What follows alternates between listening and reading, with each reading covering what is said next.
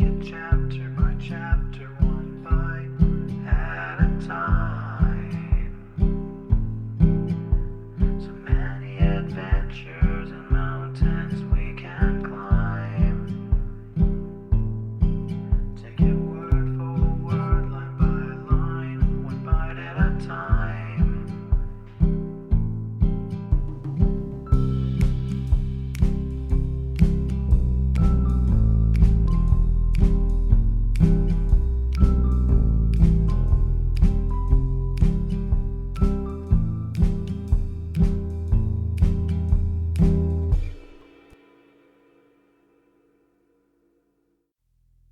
Welcome to Bite at a Time Books, where we read you your favorite classics one bite at a time. My name is Bree Carlile, and I love to read and wanted to share my passion with listeners like you. If you enjoy our show, be sure to follow us so you get all the new episodes. If you want to see exclusive behind the scenes of our show, follow us on YouTube. We would also love for you to drop us a rating on your favorite podcast platform and share our show with your friends. You can catch us on all the social medias at Bite at a Time Books or on our website, biteatatimebooks.com. Today we'll be continuing Anne of the Island by Lucy Maud Montgomery. Chapter 14, The Summons. Anne was sitting with Ruby Gillis in the Gillises' garden after the day had crept lingeringly through it and was gone. It had been a warm, smoky summer afternoon. The world was in a splendor of outflowering. The idle valleys were full of hazes, the woodways were pranked with shadows, and the fields with the purple of the asters. Anne had given up a moonlit drive to the White Sands beach that she might spend the evening with Ruby. She had spent so many evenings that summer, although she often wondered what good it did anyone, and sometimes went home deciding that she could not go again.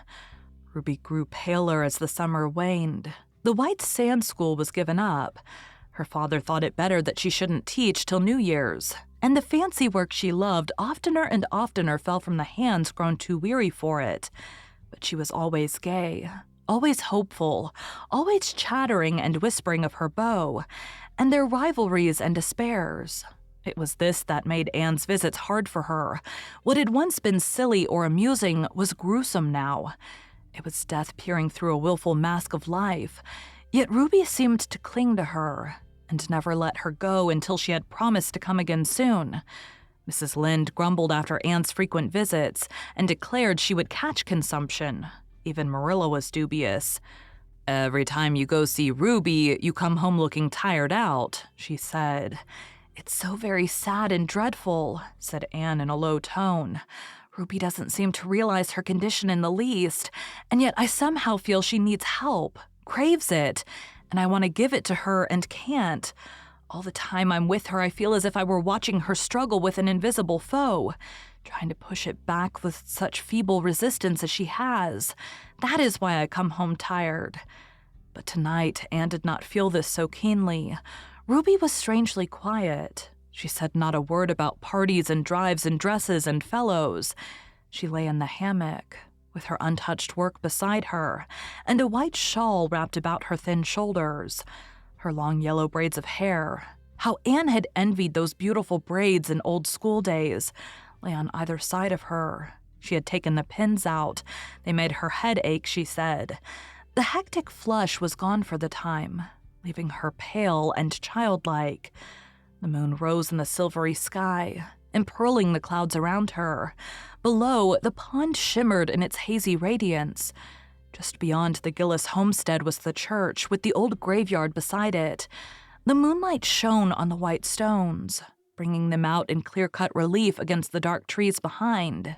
"How strange the graveyard looks by moonlight," said Ruby suddenly. "How ghostly," she shuddered. "Anne, it won't be long now before I'll be lying over there. You and Diana and all the rest will be going about, full of life, and I'll be there, in the old graveyard, dead." The surprise of it bewildered Anne. For a few moments she could not speak. "You know it's so, don't you?" said Ruby insistently. "Yes, I know," answered Anne in a low tone. "Dear Ruby, I know." "Everybody knows it," said Ruby bitterly. I know it. I've known it all summer, though I wouldn't give in.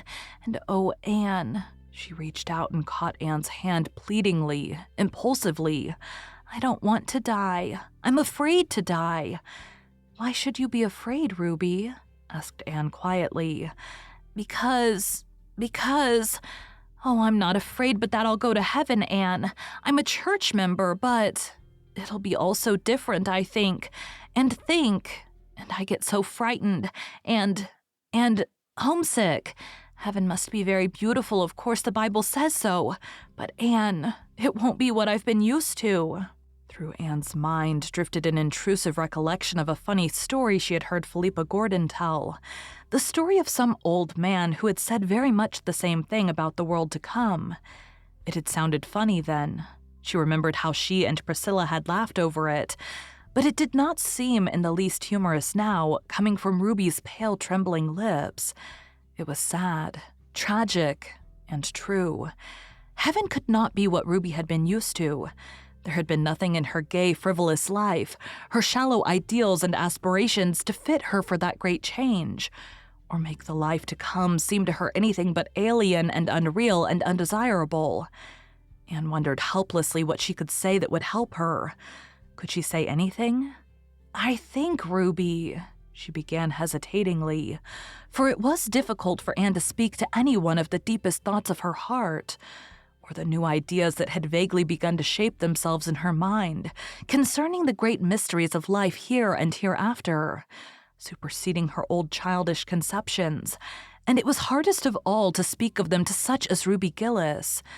I think perhaps we have very mistaken ideas about heaven, what it is and what it holds for us. I don't think it can be so very different from life here as most people seem to think. I believe we'll just go on living, a good deal as we live here, and be ourselves just the same. Only it will be easier to be good and to follow the highest. All the hindrances and perplexities will be taken away, and we shall see clearly. Don't be afraid, Ruby. I can't help it, said Ruby pitifully. Even if what you say about heaven is true, and you can't be sure, it may be only that imagination of yours. It won't be just the same. It can't be. I want to go on living here. And I'm so young, Anne. I haven't had my life. I fought so hard to live, and it isn't any use. I have to die and leave everything I care for. Anne sat in a pain that was almost intolerable. She could not tell comforting falsehoods, and all that Ruby said was so horribly true. She was leaving everything she cared for. She had laid up her treasures on earth only. She had lived solely for the little things of life, the things that pass, forgetting the great things that go onward into eternity, bridging the gulf between the two lives and making of death a mere passing from one dwelling to the other, from twilight to unclouded day. God would take care of her there, Anne believed. She would learn. But now it was no wonder her soul clung in blind helplessness to the only things she knew and loved. Ruby raised herself on her arm and lifted up her bright, beautiful blue eyes to the moonlit skies. I want to live, she said in a trembling voice. I want to live like other girls. I want to be married, Anne, and have little children. You know I always loved babies, Anne. I can't say this to anyone but you. I know you understand. And then poor Herb, he loves me, and I love him, Anne.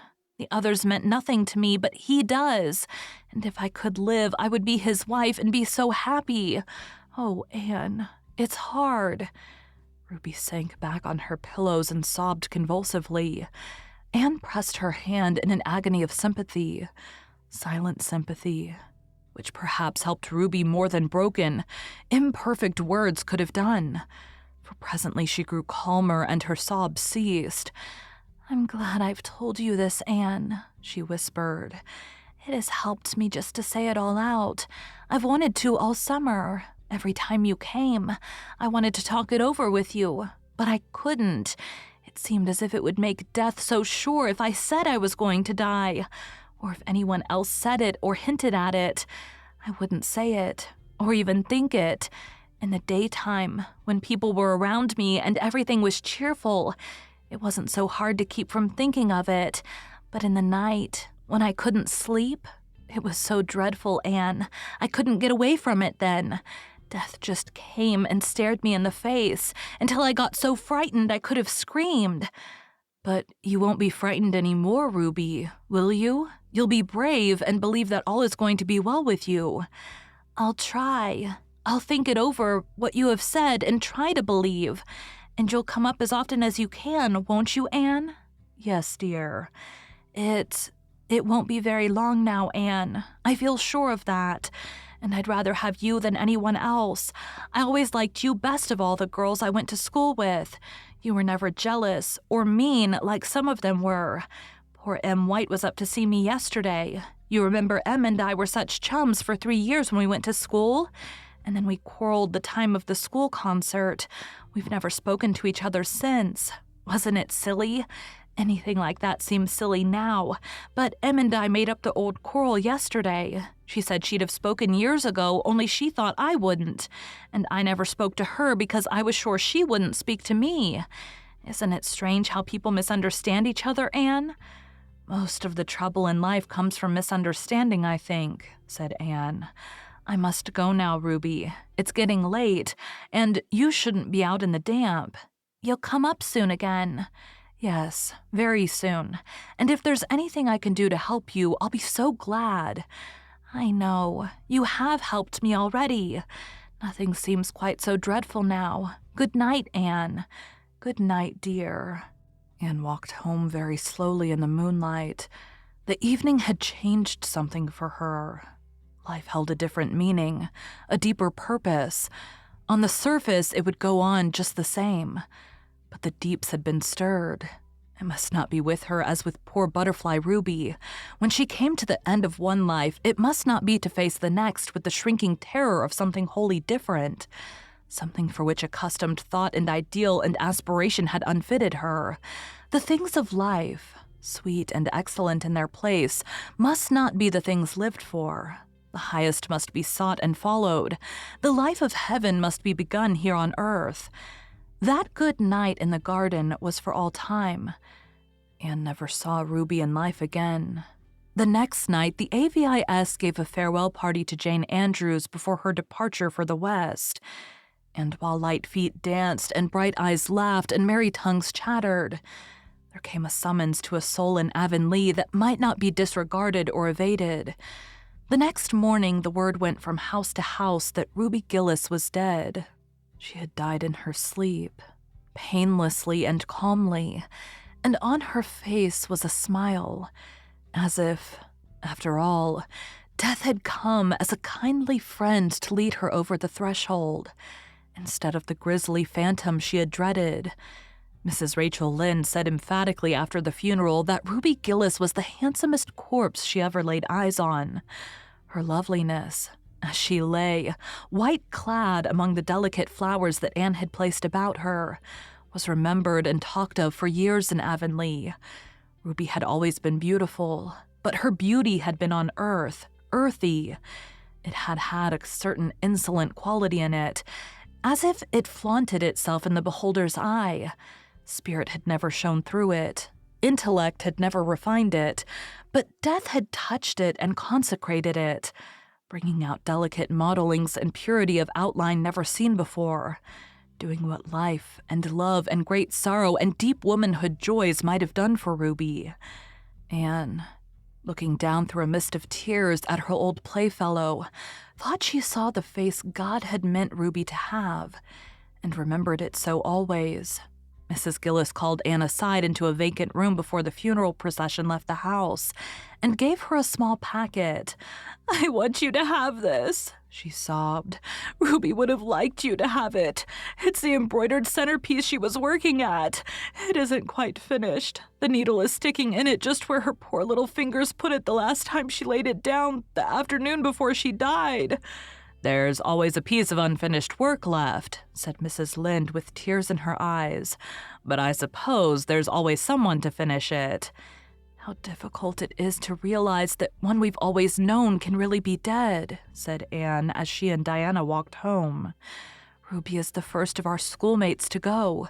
One by one, sooner or later, all the rest of us must follow. Yes, I suppose so, said Diana uncomfortably. She did not want to talk of that. She would have preferred to have discussed the details of the funeral, the splendid white velvet casket Mr. Gillis had insisted on having for Ruby. The Gillises must always make a splurge even at funerals, quoth Mrs. Rachel Lynde. Herb Spencer's sad face, the uncontrolled, hysteric grief of one of Ruby's sisters. But Anne would not talk of these things. She seemed wrapped in a reverie in which Diana felt lonesomely that she had neither lot nor part. Ruby Gillis was a great girl to laugh, said Davy suddenly. Will she laugh as much in heaven as she did in Avonlea, Anne? I want to know. Yes, I think she will, said Anne. Oh, Anne, protested Diana with a rather shocked smile. Well, why not, Diana? Asked Anne seriously. Do you think we'll never laugh in heaven? Oh, I don't know, floundered Diana. It doesn't seem just right somehow. You know, it's rather dreadful to laugh in church. But heaven won't be like church all the time, said Anne. I hope it ain't, said Davy emphatically. If it is, I don't want to go. Church is awful dull. Anyway, I don't mean to go for ever so long. I mean to live to be 100 years old like Mr. Thomas Blewett of Light Sands. He says he's lived so long 'cause he always smoked tobacco and it killed all the germs. Can I smoke tobacco pretty soon, Anne? No, Davy, I hope you'll never use tobacco, said Anne absently. What do you feel like if the germs kill me then? Demanded Davy. Thank you for joining Bite at a Time Books today, while we read a bite of one of your favorite classics. If you enjoy our show, be sure to follow us so you get all the new episodes. If you want to see exclusive behind the scenes of our show, follow us on YouTube. We would also love for you to drop us a rating on your favorite podcast platform and share our show with your friends. You can catch us on all the social medias at Bite at a Time Books or on our website, biteatatimebooks.com. Again, my name is Bree Carlile, and I hope you come back tomorrow for the next bite of Anne of the Island.